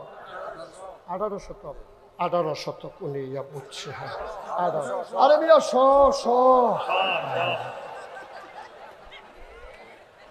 কয় শতক? আপনি 18 কইেন না, শুধু 100টাই কইয়া। 1800 শতক জমিনের উপরে আমার কমপ্লেক্স। যারা আমাকে দাওয়াত দিতে গিয়েছে, কে গেছিল দাওয়াত দিতে? খালেদ সাইফুল্লাহ কথা বলেছে। তারা দেখেছে আমার এখানে 18 একর জায়গার উপর আমার 10টা প্রতিষ্ঠান। একটা জেকিরের জন্য খানকা আছে, একটা দাখিল মাদ্রাসা, একটা নুরানিয়া মাদ্রাসা, একটা হাফিজিয়া মাদ্রাসা, একটা ধাতব্য চিকিৎসালয়, একটা গণপাঠাগার, একটা গবেষণাগার, একটা ছাত্রাবাস, একটা ইয়াতিমখানা, একটা মসজিদ। মারহাবা বলবেন না? আমার মসজিদটা ছিল টিনের ঘর, লোকজন জায়গা হয় না, অনেক ছাত্র আমার এলাকার মানুষ, দরবারের ভক্ত, মসজিদে লোক জায়গা হয় না। আমার দরবারে যারা ইঞ্জিনিয়ার তাদেরকে বললাম যে একটা মসজিদের ড্রয়িং করো। ওরা একটা আর্কিটেকচারাল ডিজাইন দাঁড় করালো, আমার কাছে নিয়ে আসলো। আমি বললাম এটা কি? বলছে এটা মসজিদ। আমি দেখলাম বিরাট বড় ডিজাইন। আমি বললাম এই মসজিদ কত বড়? বলছে হুজুর কত বড় বলতে পারবো না, তবে এই মসজিদের ভিতরে নামাজ পড়তে পারবে 6000 লোক। কয় হাজার? আমি কইলাম যে ভাই বুঝলাম 6000 লোক নামাজ পড়বে, এটা বানাইতে কত লাগতে পারে? কয় 15 কোটি টাকা। কয় কোটি? যেমনি কইছে আমি মনে করছি 1500। যে তারা হুড়া কইরা কইছে, আমি কত কইলা? কয় 15 কোটি টাকা। আমি কই বেড়া মানুষের ভাই দাওয়াত খাই, দাওয়াত না খাইলে না খাইয়া থাকুন লাগে এই কারবার। হুজুর মানুষ, আমি 15 কোটি টাকা পাবো কই? এত বড় মসজিদ তোমরা রাখতে কইছিলাম। নিচতলায় হাসপাতাল, দোতলায় 3 তলায় মসজিদ, বিরাট কমপ্লেক্স, 19,000 স্কোয়ার ফিট, 6000 লোক মসজিদে নামাজ পড়বে। সংসদ ভবনের মতো নিচতলা থেকে সিঁড়ি উঠে ডাইরেক্ট দোতলায় চলে গেছে। আমার ভাই আপনাদের এলাকার সন্তান মাহবুব ইজ্জুদ্দিন জাবেরি গত কিছুদিন আগে আমার দরবারের কাউন্সিলে গিয়েছিল। উনি দেখে বলল যে ভাই করছেন কি এটা? এটা বিরাট বড় একটা দর্শনীয় স্থান হয়ে গেছে। আমি এই মসজিদ যখন বানানো শুরু করলাম, আমি চিন্তা করলাম কেমনে বানাবো। আমি গরিব মানুষ, আমি নিয়ত করলাম 1 বছরে মুশতাক ফয়েজি ওয়াজ করে যত টাকা হাদিয়া পাই, পুরো 1 বছরের হাদিয়া আমার মসজিদ আমি দান করে দেবো ইনশাআল্লাহ। আমি জমাইতে জমাইতে 1 বছরে জমাইছি 25 লক্ষ টাকা। কয় লক্ষ? 25 লক্ষ টাকা দিয়া আমি মসজিদের কাজ শুরু করলাম। গত জুন মাসের 1 তারিখে 1 তলার ছাদ হয়েছে। আমার খরচ হয়ে গেছে 4 কোটির উপরে। সুবহানাল্লাহ বলবেন না? ছাদের পরে ইঞ্জিনিয়ার আমারে ডাইকা নিয়ে কয় যে হুজুর ওই যে কইছিলাম 15 কোটি টাকা, 15 কোটি টাকায় হবে না। আমি ওই কত লাগতে পারে? ওই 30 কোটি। ডর কি কমছে না বাড়ছে? কিন্তু সাহস বাড়ছে আমার। যেহেতু 4 কোটি টাকার উপরে খরচ করে ফেলছি, 1 তলার ছাদ করতে করতে 1 টাকাও ঋণ নাই। আলহামদুলিল্লাহ বলবেন না? আমি যখন বাইরের দেশে ওয়াজ করতে যাই, ছেলেরা যখন দৌড়াই এসে আমার জড়াইয়ে ধরে টাকা দেয়, তখন আমি বুঝে ফেলছি এই মসজিদ আল্লাহ কবুল করে নেবেন। সিঙ্গাপুর থেকে আজকে এক ভাই এসেছেন, এসে 50,000 টাকা আমার হাতে দিয়া বলে যে হুজুর এটা শুরু করলাম, ইনশাআল্লাহ মসজিদ যতদিন শেষ না হয় আমি আছি। আল্লাহ কতভাবে কত টাকা, কত ফকির ভিক্ষা করে মহিলা, রিক্সা চালায়, কত মানুষের কত টাকা। আমি মসজিদের ভিটিতে দাঁড়ায় দাঁড়ায় কাঁদতাম। এখন তো ছাদ হয়ে গেছে, মসজিদের ছাদে উঠা নিয়ে আল্লাহর দিকে তাকাইয়া কথা বলি, আকাশের দিকে তাকাইয়া আল্লাহর লগে কথা কই, আল্লাহ আমি মুশতাক ফয়েজি যদি মরে যাই এই মসজিদ কে করবে? তুমি দয়া করে আমার ওই পর্যন্ত হায়াত দাও, যেন মসজিদের কাজটা শেষ করে আমি মরতে পারি। আমিন বলবেন না? আমার দয়া করে হায়াত দাও, আমি যেন আমি চোখের পানি ছেড়ে দিয়ে কাঁদি আর বলি আল্লাহ তোমার বন্ধু নবী বলেছেন মান বানা লিল্লাহি মসজিদান বানাল্লাহু লাহু বাইতান ফিল জান্নাহ, যে দুনিয়ায় মসজিদ বানাবে আল্লাহ তাদের জন্য জান্নাতে ঘর বানাবে। সুবহানাল্লাহ বলবেন না? আমি কোনোদিন এই বাংলাদেশে 33 বছর ওয়াজ করি, আমি কোনোদিন আমার এই হাত আমি কোনো মানুষের কাছে পাতি নাই। যখনই পেরেছি মানুষের পাশে দাঁড়িয়েছি, সোশ্যাল মিডিয়া আপনারা দেখেছেন, এবারের বন্যায় আমি দীর্ঘ পরিকল্পনা নিয়ে কাজ করেছি। এই করোনার সময় আমি মানুষের ঘরে ঘরে সাহায্যের হাত নিয়ে চলে গেছি। যে কোনো মহামারী, যে কোনো ক্রাইসিস পিরিয়ড ওভারকাম করার জন্যে আমরা মানুষের পাশে দাঁড়াই। দরবার বিক্রি করে খাওয়ার ইচ্ছা নাই।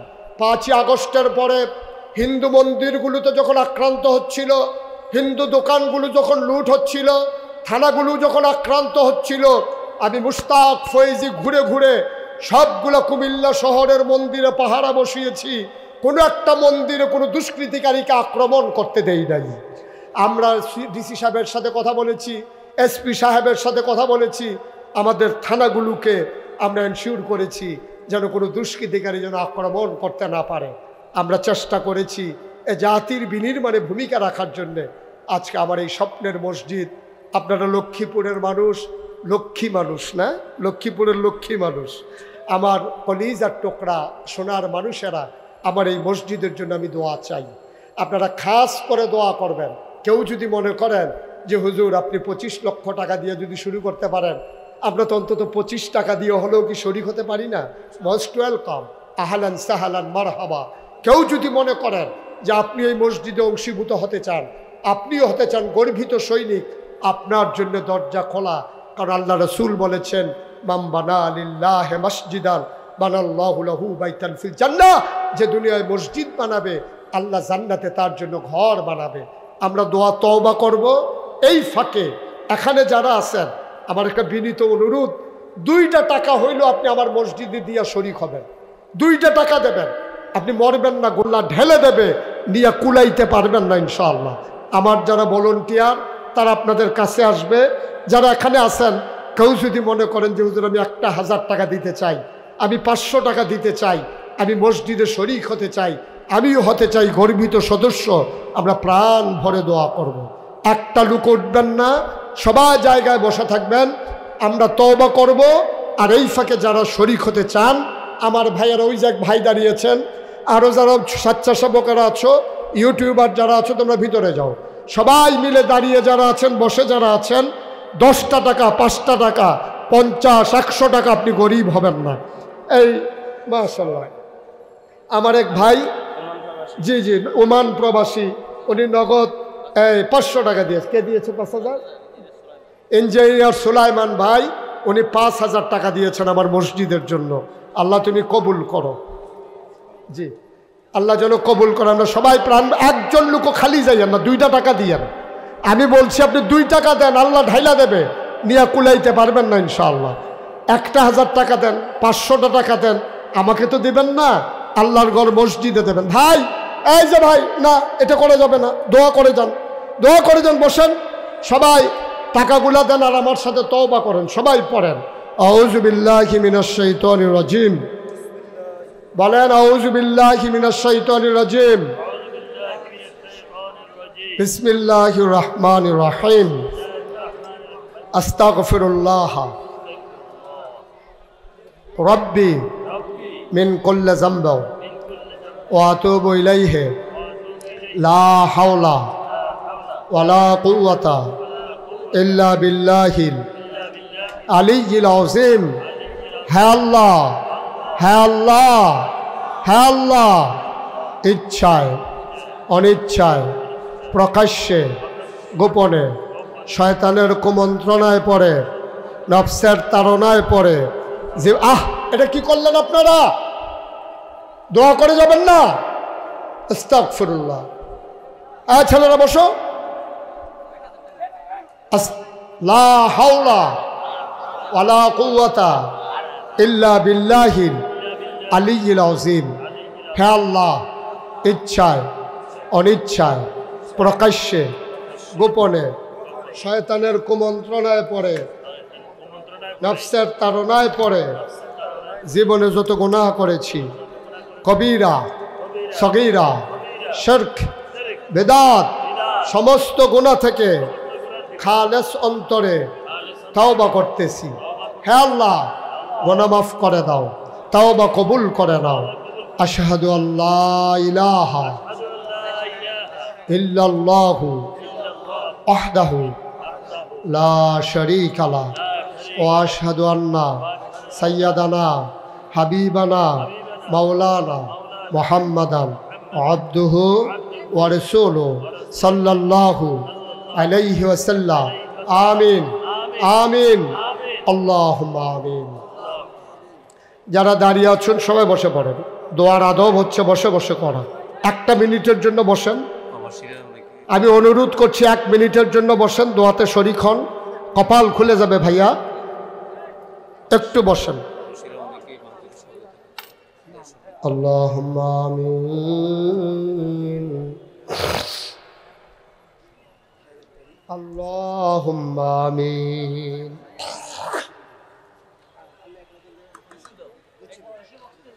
ربنا ظلمنا أنفسنا وإن لم تغفر لنا وترحمنا لنكونن من الخاسرين ربنا آتنا في الدنيا حسنة وفي الآخرة حسنة وقنا عذاب النار ভাই শব্দ এক দোয়া মনে করেন না একজন লোক এখানে দাঁড়িয়ে থাকবেন না বসেন দোয়াতে শরীক হন বেয়াদবি করবেন না বসেন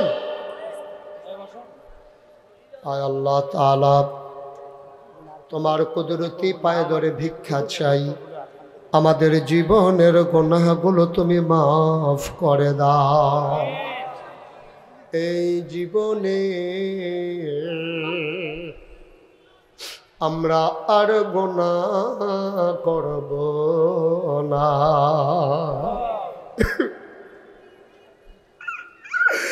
আমাওলা রব্বে করিম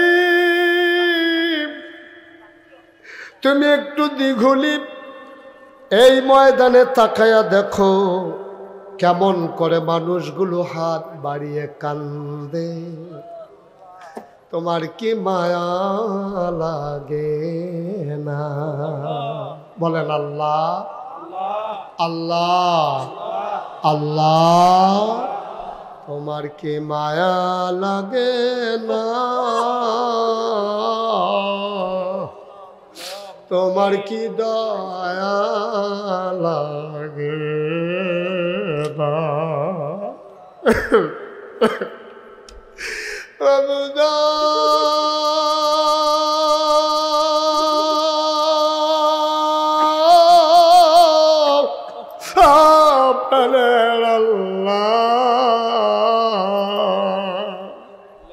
ভিক্ষা চাই ভিক্ষা চাই এই জীবনে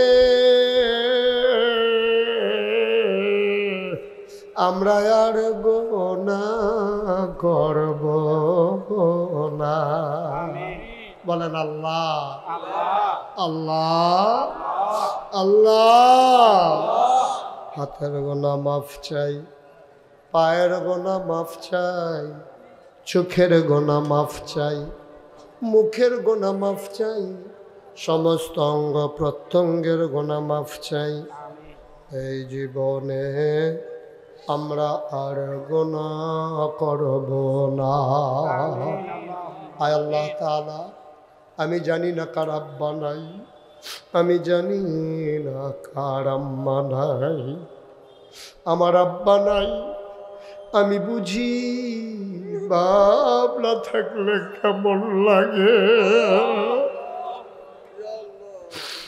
ছোট ছোট বাচ্চারা আব্বা আব্বা বলে যখন ডাকে ওই ডাক যখন আমার কানে আসে আমার মন চায় আমিও যদি একবার আব্বা বলে ডাক দিতে পারতাম যার আব্বা নাই ওই সন্তান আর কোনো দিন আব্বা বলে ডাক দিতে পারবা না মা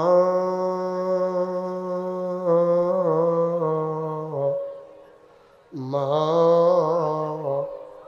মা গো মা আর মা মা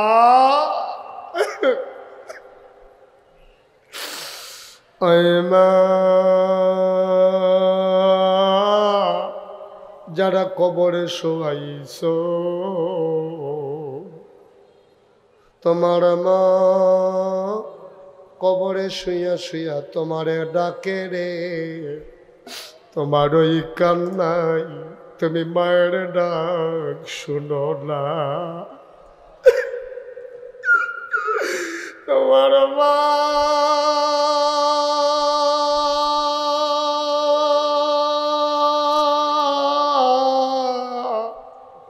কবরে শুয়া শুয়া কান্দে রে, তোমার ওই চোখ নাই তুমি মায়ের চোখের পানি দেখো না। তোমার মা তোমারে ডেকে ডেকে কয়, ও আমার আদরের সন্তান।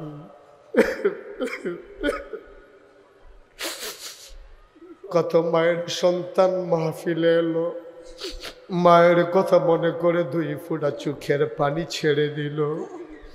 ওই চোখের পানি গালবে জমিনে পড়ার আগে মায়ের আর বাবার কবরের আযাব বন্ধ হয়ে গেল। আমি কি 10 মাস 10 দিন ধরে পেটে ধরি নাই? আমি কি 2.5 বছর আমার বুকের দুধ তোরে খাওয়াই নাই? ওই মা যারা কবরে শুয়াইছ, ওই বাবা যারা কবরে শুয়াইছ, চলো আব্বার কথা মনে করে, আম্মার কথা মনে করে, চলো সবাই মিলে দোয়া করে দেই। সবাই পড়ো, রব্বির হামহুমা কামা রব্বায়ানি সগীরা। রব্বির হামহুমা কামা রব্বায়ানি সগীরা। আয় আল্লাহ তাআলা, ও মাওলা রব্বে করিম, যাদের আব্বা আম্মা বেঁচে আছেন দীর্ঘ দীর্ঘ নেক হায়াত দান করে দাও। আর আল্লাহ আমাদের ভিতরে যারা অসুস্থ শিফায়ে কামেলা নসিব করে দাও। যারা বিদেশে পড়ে আছে আল্লাহ মাহফিলের জন্য কতভাবে কত টাকা খরচ করেছে, আয় আল্লাহ সুন্দরভাবে সহি সালামতে বিদেশি জিন্দেগি করার তৌফিক দান করে দাও। আয় আল্লাহ তাআলা আমাদের এই ব্যবসায়ী ভাইয়েরা ব্যবসার ভিতরে রহমত আর বরকত নাজিল করে দাও। আয় আল্লাহ 5ই আগস্টের স্বাধীনতা অর্জন করতে গিয়ে নিজেদের সবচেয়ে প্রিয় যে জিনিস জীবন, ওই জীবন যারা আল্লাহ তোমার নাজরানা পেশ করে দিল, ওই জীবন আল্লাহ তুমি শহীদ হিসাবে কবুল আর মঞ্জুর করে না। যার গেছে সে বুঝে রে কি গেছে, যার গেছে সে বুঝে রে তার কি গেছে, যে হারাইছে সে বুঝে কি হারাইছে। যার ছেলে শহীদ হয়ে গেল ওই বাবা বুঝে রে ছেলের দাম কত, যেই ছেলে আর আম্মা বলে ডাক দেয় না ওই মা বুঝে সন্তানের দাম কত। এই আব্বা আম্মাকে সান্ত্বনা দেওয়ার মতো বাংলায় কোনো ভাষা আমার জানা নাই। বাংলা তুমি তাদেরকে কবুল আর মঞ্জুর করে দাও। আমার এই বাংলাদেশের স্বাধীনতা সার্বভৌমত্ব তুমি রক্ষা করো। সকল ষড়যন্ত্রের হাত থেকে বাংলাদেশকে তুমি হেফাজত করো। শয়তানের শয়তানি, মানুষের শয়তানি, জিনের শয়তানি থেকে এই দেশটাকে তুমি হেফাজত করে রাখো। আসমানি বালা, জমিনি বালা, হাওয়াই বালা থেকে এই দেশটারে তুমি হেফাজত করো।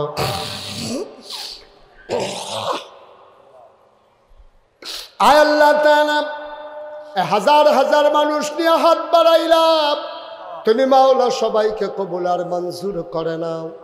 আমার মায়েরা বোনেরা পর্দার আড়াল থেকে যারা হাত বাড়িয়ে দিয়েছে, আবেদা সালেহা জাহেদা বানাইও। আমার কলিজার টুকরা যুবকগুলার দিন আর খাদেম বানাইয়া দাও। ওলামায়ে কেরাম হাত বাড়াইয়া কান্দে, ওয়ারাসাতুল আম্বিয়ার দরজা দান করে দাও। আমি আসি আর না আসি, আমি থাকি আর না থাকি, আজকের এই মাহফিল উপযুক্ত খাদেম দিয়া কিয়ামত পর্যন্ত তুমি মাওলা কায়েম আর দায়েম রেখে দিও। আয় আল্লাহ তাআলা, তোমার কুদরতি পায়ে ধরে ভিক্ষা চাই, আব্বা আম্মার কবরে আর আযাব দিও না, দাদা দাদির কবরে আর আযাব দিও না, নানা নানির কবরে আর আযাব দিও না, এই এলাকার কবরে আর আযাব দিও না। একটা মানুষ উঠে গেল না, একটা মানুষ চলে গেল না। এত প্রেম, এত ভালোবাসা, এত মেহব্বত, আমি কি দেব তার প্রতিদান? আমি দোয়া করে দিয়ে যাই, দুনিয়ার এই মহব্বত কিয়ামতের ময়দানে তুমি মাওলা আমাদের জন্য নাজাতের উসিলা বানাইয়া দিও। আমি যেমন করে হাত বাড়ালাম, একটা লোক খালি যায় নাই মাওলা, সবাই মিলে নাগাইশের এই মসজিদের জন্য যেমন করে দানের হাত বাড়িয়ে দিল, জান্নাতের ভেতরেও তুমি তাদের জন্য ঘর বানিয়ে দিও। আমি আসার পরে কত মানুষ আমি গুনাহগারের হাতে ধরে ধরে দোয়া চেয়েছে। একদল আলেম নাকি এমন আছে যাদের চেহারার দিকে তাকাইলে গোনা ঝরে ঝরে পড়ে যায়। আমি গুনাহগারের চেহারা এমন চেহারা বানাইছনি গো আল্লাহ। একদল আলেম নাকি এমন আছে যাদের হাতে হাত লাগাইয়া মুসাফা করলে আমল নামায় আর গুনাহ থাকে না। আমাদের হাত এমন হাত বানাইয়া দাও গো আল্লাহ। যত মানুষ দোয়া চাইছে আর যত মানুষ দোয়া চাইবে সবার হাতগুলাকে কবুল আর মঞ্জুর করে নাও। সমাজ কল্যাণ পরিষদকে তুমি কবুল করো, সভাপতি থেকে শুরু করে একেবারে ছোট্ট সদস্যটা পর্যন্ত তুমি মাওলা কবুল আর মঞ্জুর করে নাও। মুরব্বী যারা দীর্ঘ দীর্ঘ হায়াত দিয়ে দাও, অসুস্থ যারা শিফায়ে কামেলা নসিব করে দাও। সবাইকে তোমার কুদরতি হাতে সফর্দ করে দিলাম, তুমি মাওলা সবার জামিনদার হয়ে যাও। আমিন আমিন আমিন ইয়া রাব্বাল আলামিন। হায়াত যেদিন শেষ হয়ে যাবে, রুহু যেদিন গলার মাঝামাঝি আটকে যাবে,